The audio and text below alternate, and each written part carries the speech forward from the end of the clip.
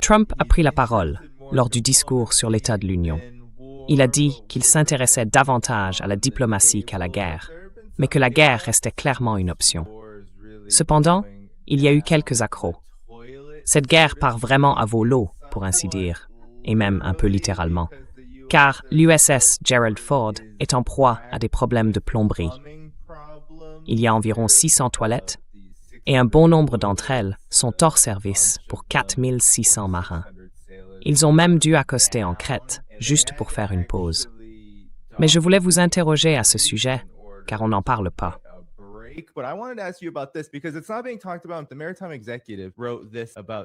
Le Maritime Executive a écrit à propos de ces problèmes. Des rapports indiquent que des matériaux étrangers se sont introduits dans le système au cours de ce déploiement de plus de 11 mois, notamment des t-shirts et des têtes de serpillière jetées dans les toilettes. Les médias grand public occidentaux, de NPR au Wall Street Journal, affirment qu'il existe des problèmes de morale. Mais cela semble être un acte très délibéré. Je me dis donc qu'il y a peut-être des marins mécontents qui ne veulent pas se trouver à bord d'un navire partant en guerre contre l'Iran aujourd'hui.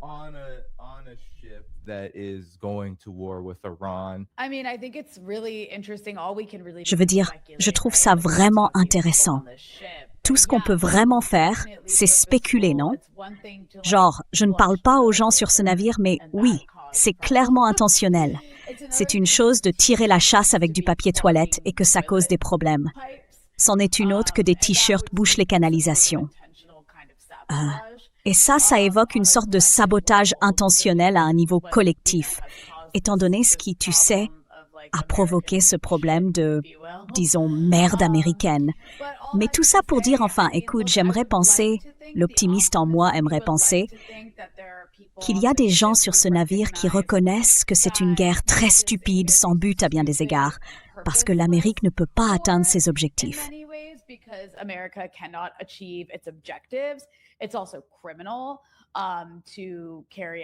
C'est également un crime de mener un acte d'agression depuis ce navire. Je veux dire, c'est le plus grand déploiement militaire que nous ayons vu de la part des États-Unis depuis la guerre d'Irak de 2003, avec tous ces avions, tous ces porte-avions et tout ce qui les accompagne, encerclant simplement l'Iran. Je crois que vous avez mentionné quelque chose comme 30%. J'ai vu des chiffres allant jusqu'à 40 ou 50% des moyens navals américains autour de l'Iran. Quel que soit le chiffre exact, c'est complètement insensé de s'engager ou de tenter de mener une nouvelle guerre désastreuse au Moyen-Orient. Nous avons vu ce qu'il est advenu de la Libye, de la Syrie, de l'Irak, et tout cela a complètement déstabilisé la région.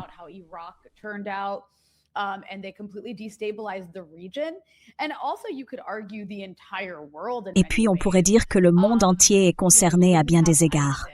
Vous savez, il n'y aurait pas eu d'État islamique sans la guerre américaine en Irak, puis la guerre de changement de régime menée par les États-Unis en Syrie. L'Iran est un pays de 90 millions d'habitants. Il est bien plus grand que la Syrie et l'Irak. Il dispose d'une armée assez puissante. C'est une puissance régionale et il possède ses propres atouts dans toute la région. Donc, ce n'est pas seulement une question d'acte criminel. C'est aussi, en quelque sorte, se dire « D'accord, si vous êtes dans l'armée américaine et que vous n'êtes pas stupide, vous voyez bien que cela représente une menace potentielle, réelle et concrète pour le personnel américain dans toute la région. » Car l'Iran a la capacité de frapper ses bases américaines dans divers États du Golfe, des Émirats au Qatar, en passant par l'Arabie saoudite.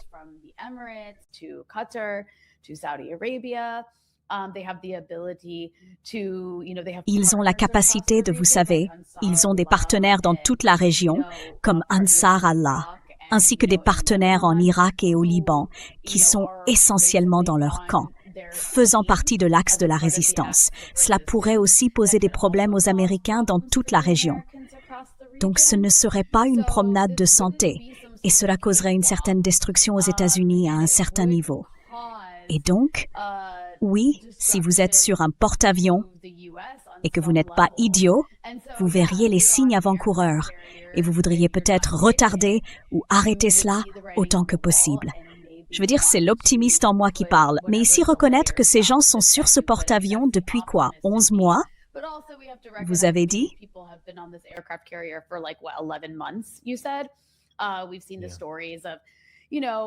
Nous avons vu des histoires de personnes incapables de voir leurs enfants depuis plus d'1 an à ce stade et c'est vraiment nul.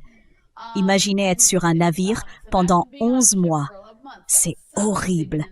Ils ont été dans les Caraïbes et maintenant au Moyen-Orient. Il n'y a aucune pause. Donc bien sûr que le moral est en baisse. Vous voyez votre pays vous traiter comme de la merde et on s'attend à ce que vous alliez, vous savez, risquer potentiellement votre vie. Et pourquoi? Pour que les États-Unis volent le pétrole de l'Iran. Pour que les États-Unis aient une plus grande hégémonie sur la région qu'ils n'en ont déjà. Les objectifs ici n'ont même pas vraiment de sens parce qu'ils ne sont tout simplement pas réalisables.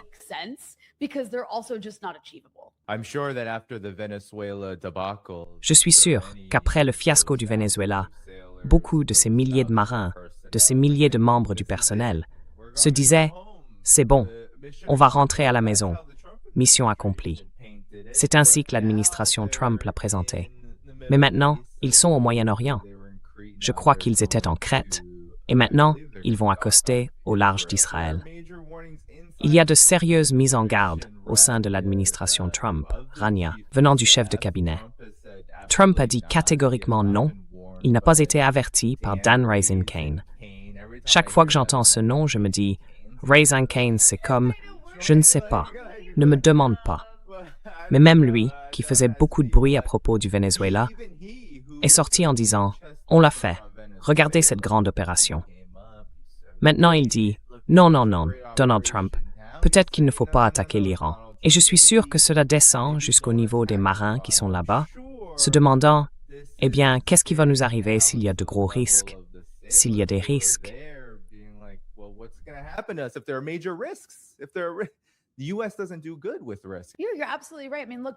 Les États-Unis ne gèrent pas bien le risque, surtout sous une administration à courte vue. Donc même ce type au nom ridicule, ce général qui met Trump en garde, il ne le fait pas par idéologie, ni parce qu'il est anti-guerre. Il le fait parce que, d'accord, quels sont vos objectifs? Examinons cela. Vos objectifs sont-ils de déstabiliser l'Iran, de changer le gouvernement iranien?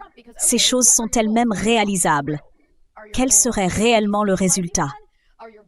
Eh bien, la réalité, comme le dit ce général, c'est que nous n'avons la capacité de mener environ 4 à 5 jours d'agression soutenue contre l'Iran avant de commencer à manquer de certains équipements.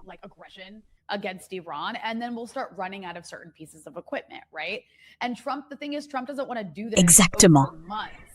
Et Trump, le fait est que Trump ne veut pas faire ça sur plusieurs mois. Il veut une sorte d'opération unique, un coup, et c'est fini. Mais on ne peut pas changer le gouvernement iranien en une seule opération, même si l'on élimine toute la direction du gouvernement iranien. Le gouvernement iranien a prévu des plans de contingence pour ce genre de situation. Je veux dire, si tu as lu certains articles sur les préparatifs de l'Iran, une partie de leur planification consiste à désigner jusqu'à 5 successeurs différents pour divers postes importants. Cela signifie donc que les États-Unis peuvent simplement, enfin, disons que c'est quelque chose que les Iraniens et de nombreux groupes de résistance dans la région maîtrisent très bien.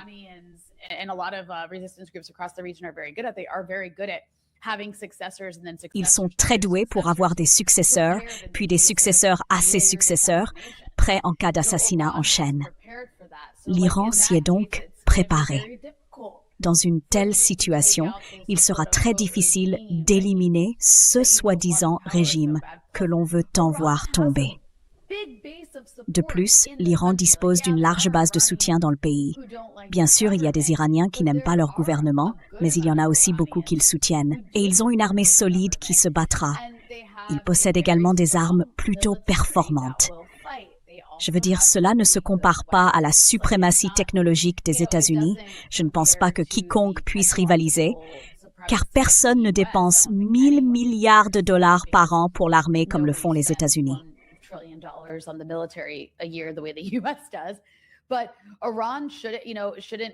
Mais il ne faut pas, vous savez, sous-estimer l'Iran. Je veux dire, Il y a une raison pour laquelle la Russie utilise des drones iraniens en Ukraine depuis le début de la guerre. C'est parce qu'ils fonctionnent vraiment, vraiment bien. Et l'Iran a réussi à, vous savez, perfectionner sa technologie et il peut causer des dégâts avec ses drones. L'Iran possède aussi des missiles balistiques, n'est-ce pas? Ceux-là peuvent faire beaucoup de dégâts. Nous avons vu ce qu'ils pouvaient faire l'année dernière pendant la guerre de 12 jours avec Israël, lorsque les Israéliens ont commencé à manquer de missiles pour intercepter les missiles balistiques et autres que l'Iran leur tirait dessus.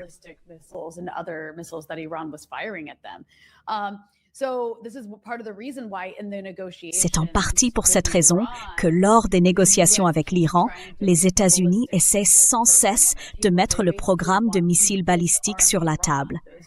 Leur objectif est essentiellement de désarmer l'Iran.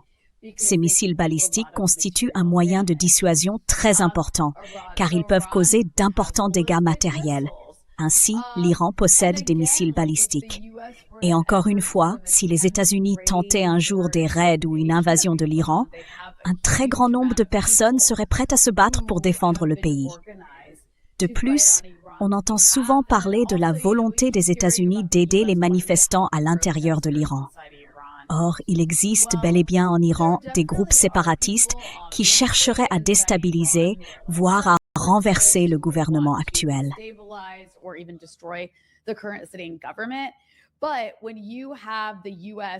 Mais lorsque les États-Unis attaquent l'Iran sans provocation, il va y avoir un effet de ralliement autour du drapeau, comme dans n'importe quel pays. Et cela pourrait, en réalité, potentiellement, rassembler les gens. Ce que je veux dire, c'est que ce sont le genre de discussions que des personnes sérieuses ont lorsqu'elles essaient de planifier une guerre, n'est-ce pas? Ce général n'est pas idiot, et c'est pour cela qu'il lance ces avertissements. Parce qu'il se dit que c'est une chose d'enlever Nicolás Maduro. Pas que ce soit acceptable, c'était évidemment une chose horrible à faire, mais le Venezuela n'est pas l'Iran. Le Venezuela est un pays extrêmement sanctionné, avec presque aucun revenu entrant depuis très longtemps.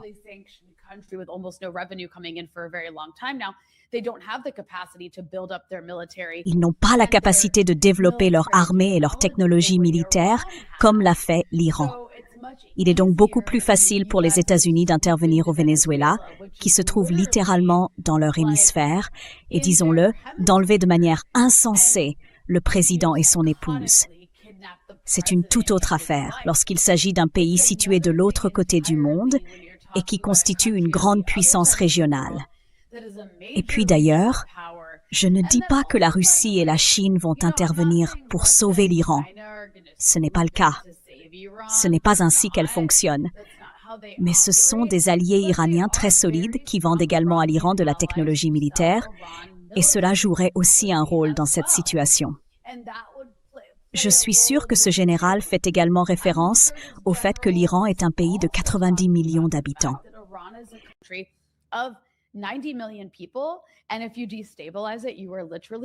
Et si vous le déstabilisez, vous allez littéralement déstabiliser toute la région.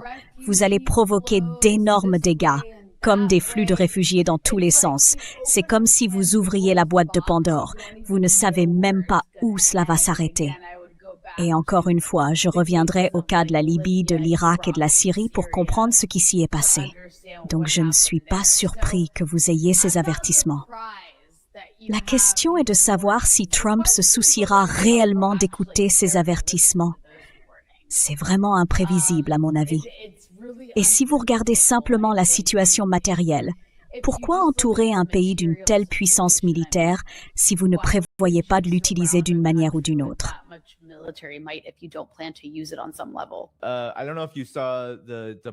Je ne sais pas si tu as vu le fiasco du discours sur l'état de l'Union, qui devait être, selon certains, un indicateur majeur de ce que l'administration Trump et Donald Trump lui-même allaient annoncer ou faire à propos de l'Iran. Tous les grands médias titraient « Bon, qu'est-ce qu'il va dire sur l'Iran ?» Eh bien, il s'avère pas grand-chose. Mais voici ce qui a été dit. D'abord, il a informé le gang des oui, les principaux sénateurs et membres du Congrès des deux partis. Voici ce que Chuck Schumer, qui n'a jamais vu une guerre qu'il n'aimait pas, a déclaré après cette réunion avec Trump. C'est grave et l'administration doit présenter ses arguments au peuple américain. C'est tout ce qu'il avait à dire. Et voici ensuite les quelques remarques que Donald Trump a faites à propos de l'Iran et de ce qui est à venir. Des gens terribles. Ils ont déjà développé des missiles capables de menacer l'Europe et nos bases à l'étranger, et ils travaillent à construire des missiles qui atteindront bientôt les États-Unis d'Amérique. Après une frappe nocturne, ils ont été avertis de ne faire aucune tentative future pour reconstruire leur programme d'armement, en particulier nucléaire. Pourtant, ils recommencent sans cesse. Nous l'avons anéanti et ils veulent tout recommencer. En ce moment même, poursuivant encore leurs ambitions sinistres. Nous sommes en négociation avec eux. Ils veulent conclure un accord, mais nous n'avons pas entendu ces mots simples. Nous n'aurons jamais d'armes nucléaires. Ma préférence.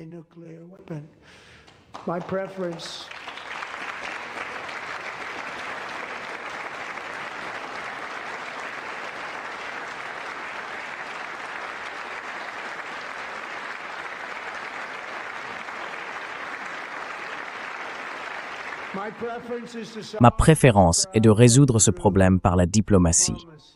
Mais une chose est certaine, je ne permettrai jamais aux principaux sponsors du terrorisme dans le monde, ce qu'ils sont de loin, d'obtenir une arme nucléaire.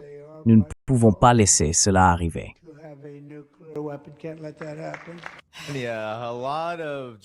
Oui, il y a là beaucoup d'inventions pures et simples. Mais alors que cette guerre continue de partir en flammes avec l'administration Trump, il reste, comme vous l'avez vu, beaucoup de soutien dans les chambres du Congrès. Une bonne majorité d'entre eux, républicains et démocrates, ont soutenu cela, ce qui ressemblait à des ADM sous stéroïdes.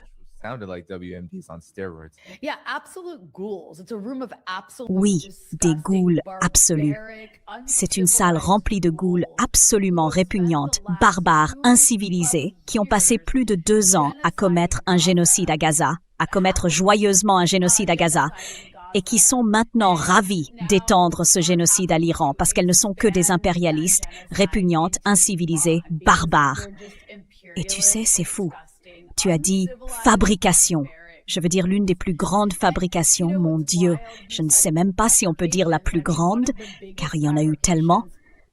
Mais l'une de ces grandes fabrications, c'était l'idée que l'Iran veut encore une arme nucléaire.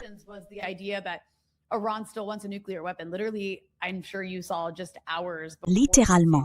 Je suis sûre que vous avez vu, juste quelques heures avant le discours sur l'état de l'Union, le ministre iranien des Affaires étrangères a tweeté que l'Iran n'avait aucun intérêt à construire une arme nucléaire. Et ce n'est pas la première fois que des responsables iraniens le disent. Il existe même une fatwa en Iran contre la fabrication d'armes nucléaires. Beaucoup de gens affirment que c'est l'une des plus grandes erreurs de l'Iran. Peut-être que si l'Iran avait effectivement construit une arme nucléaire à ce stade, cela servirait de moyen de dissuasion pour les États-Unis, pour ne pas envahir l'Iran, ne pas essayer de le détruire ou de renverser le gouvernement. Et je veux dire, je pense que la Corée du Nord en est un parfait exemple.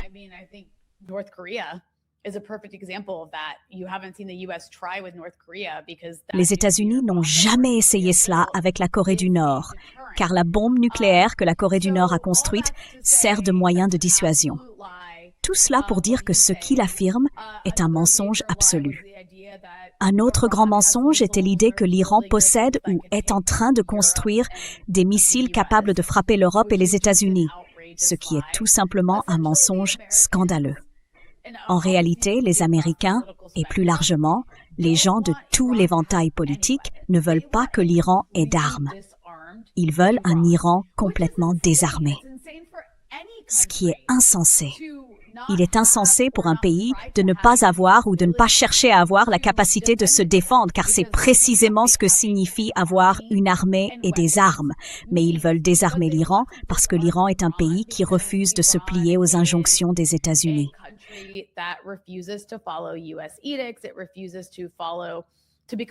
Il refuse de suivre ou de devenir un État client des États-Unis. C'est le cas depuis la révolution iranienne de 1969.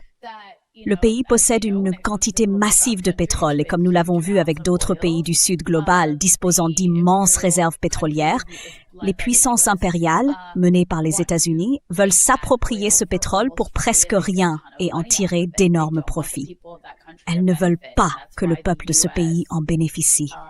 C'est pourquoi les États-Unis et les Britanniques ont renversé en 1953 le gouvernement iranien démocratiquement élu et installé le Shah, un dictateur impitoyable dont le fils est aujourd'hui promu comme une alternative possible pour diriger l'Iran.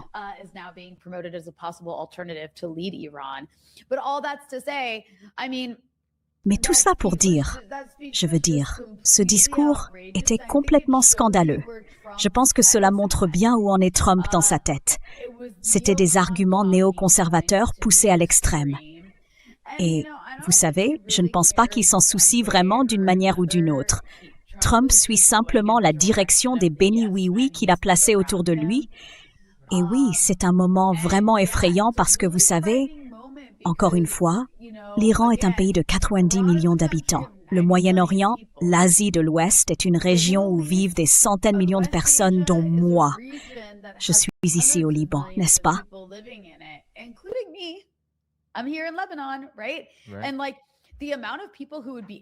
Et le nombre de personnes qui seraient touchées par cela d'une manière aussi dramatiquement négative, cela n'effleure même pas l'esprit de ces créatures répugnantes, barbares et incivilisées, qui applaudissent comme des phoques à chaque guerre que leur cher leader veut lancer. Hier, c'était le Venezuela et Cuba. Maintenant, c'est l'Iran. Qui sait ce que ce sera demain? Mais ces gens continueront d'applaudir la guerre comme une bande de cinglés jusqu'à ce qu'il ne reste plus de pays. Alors, vous voulez parler du plus grand sponsor du terrorisme au monde? Ce serait les États-Unis d'Amérique, pas l'Iran.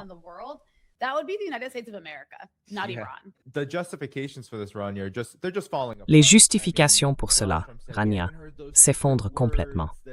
Je veux dire, Donald Trump a dit que nous n'avions pas encore entendu ces mots secrets selon lesquels il ne construirait pas de bombes nucléaires. Mais l'Iran a dit depuis le tout début, Rania, qu'il n'allait pas construire d'armes nucléaires, qu'il ne voulait pas en construire. C'est ce qu'a déclaré le ministre Abbas Araghchi, qui a dit qu'il ne se rendait pas, mais n'avait aucun intérêt pour les armes nucléaires. C'était littéralement le même jour que le discours public. Oublions les soi-disant négociations qui ont eu lieu. Je veux dire, les justifications paraissent de plus en plus ridicules au fil du temps.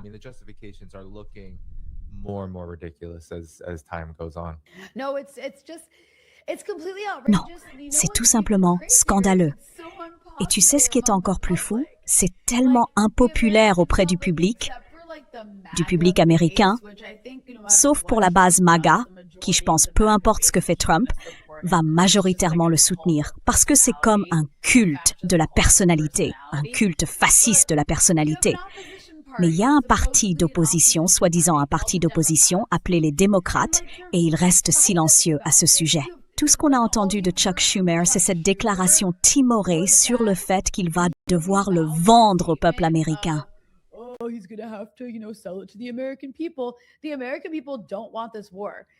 Le peuple américain ne veut pas de cette guerre. Il n'a absolument aucun intérêt à bombarder l'Iran. Ce qu'il a fait au Venezuela est incroyablement impopulaire. Mais tu sais quoi? Je crois que j'ai vu un sondage, quelque chose comme 21% des Américains soutiennent une guerre contre l'Iran. C'est insensé. Donc, tu dis que 69% des Américains sont fondamentalement opposés à une guerre contre l'Iran. Et pourtant, cela se produit quand même? C'est comme si nous ne vivions pas du tout dans une démocratie. Nous n'avons absolument aucun mot à dire sur la politique étrangère. Et il y a ce faux parti d'opposition appelé les démocrates qui s'en moquent complètement.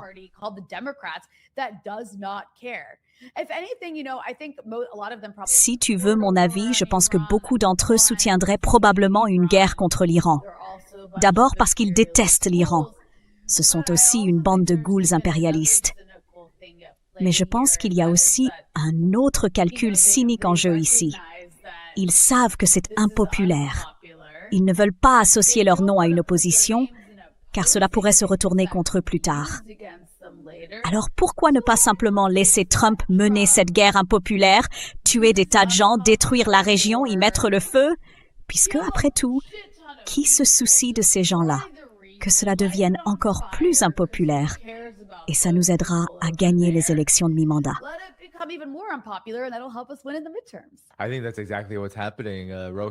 Merci beaucoup. Alors les démocrates, oui, ne rien faire et gagner. Ils ont évidemment vu le mème de Xi Jinping partout sur X, n'est-ce pas? Ils pensent que c'est ce qui peut les aider, que cela peut les aider contre Donald Trump, puisqu'il ne propose ni n'offre rien d'autre.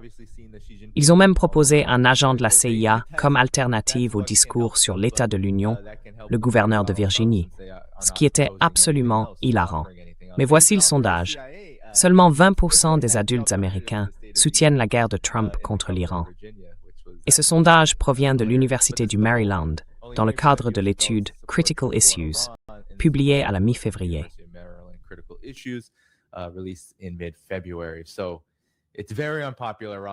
Donc, c'est très impopulaire, Rania. Et cela va avoir des conséquences énormes. Je veux dire, pour revenir à ce que, bien sûr, nous n'avons pas accès à ceux qui se trouvent sur l'USS Gerald Ford. Mais quand on voit des choses comme celle-ci, je suis sûr qu'ils ont accès à X. Je ne sais pas dans quelle mesure, mais je suis sûr qu'ils en ont.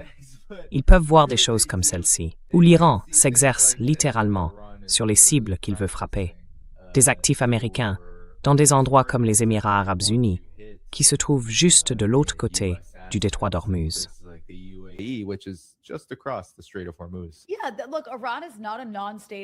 Oui, écoute, l'Iran n'est pas un acteur non étatique qui ne dispose que de technologies, de roquettes légères et d'armes à feu. Tu vois, sans vouloir dénigrer les acteurs non étatiques, mais un acteur non étatique n'est pas une armée comme peut l'être un État. Ils n'ont pas accès aux mêmes ressources qu'un État fonctionnel et organisé comme l'Iran. L'Iran est un État organisé. L'Iran possède des armes. L'Iran fabrique une grande partie de ses propres armes, malgré les sanctions. L'Iran achète des armes à la Russie, achète de la technologie à la Chine et entretient des partenariats avec ces pays. Donc, ce n'est pas simplement une milice que l'on peut bombarder jusqu'à l'anéantir.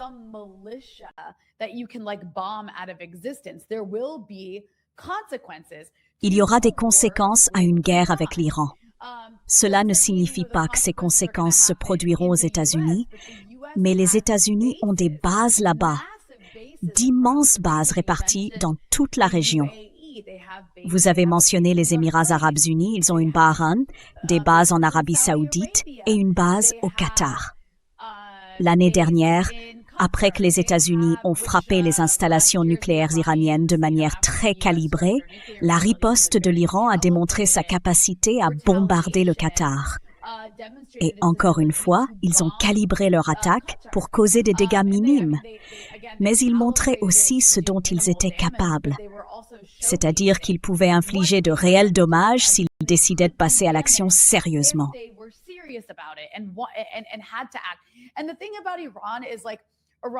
Et ce qu'il faut savoir à propos de l'Iran, c'est que l'Iran a toujours été très réservé. Encore une fois, c'est une critique de l'Iran que l'on entend dans cette région. Du moins, l'une des raisons pour lesquelles il y a toute cette montée de tension contre l'Iran, c'est qu'il a perdu une partie de sa capacité de dissuasion. Par le passé, lorsque les États-Unis ont agi, à commencer par l'assassinat du général iranien Qassem Soleimani au début de l'année 2020, la réponse iranienne a été très mesurée, visant à causer un minimum de dégâts afin de ne pas provoquer une nouvelle riposte américaine. L'Iran ne veut pas de guerre, n'est-ce pas? Ils appellent cela la patience stratégique de l'Iran. Et puis, tout au long du génocide à Gaza, alors que l'on voyait une escalade contre l'Iran, que ce soit les Israéliens frappant le consulat iranien à Damas, continuant à tuer des scientifiques nucléaires, ou encore tuant Ismail Haniyeh en errante.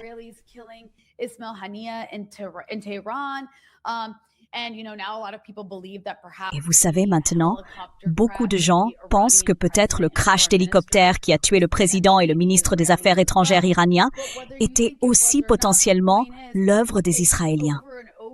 Mais que vous le pensiez ou non, le fait est que, encore et encore, on voit ces actes d'agression contre l'Iran et l'Iran réagir de manière très limitée afin d'éviter une grande guerre, n'est-ce pas? Mais c'est parce que l'Iran estime qu'il a quelque chose à protéger et plus à perdre qu'à gagner en ripostant d'une manière qui provoquerait une guerre majeure. Cependant, si les choses ont changé maintenant, surtout depuis la guerre de 12 jours avec Israël l'année dernière, et que les calculs de l'Iran sont qu'il vaut la peine d'aller réellement à la guerre s'il y est contraint, alors en gros, ce que les États-Unis exigent en ce moment, c'est la reddition de l'Iran. Zéro enrichissement nucléaire et potentiellement même le désarmement en ne lui permettant pas d'avoir de programme de missiles.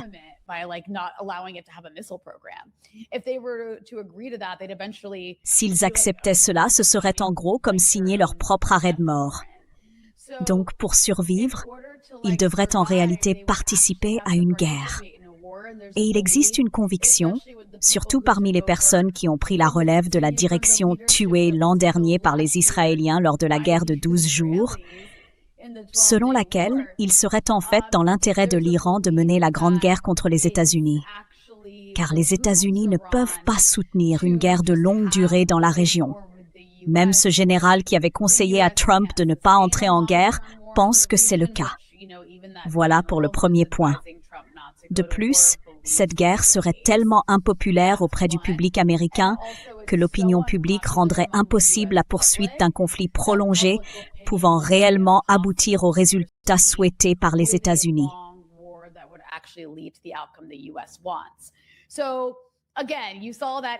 Donc, encore une fois, vous avez vu cette image que vous avez montrée de l'Iran tirant un missile.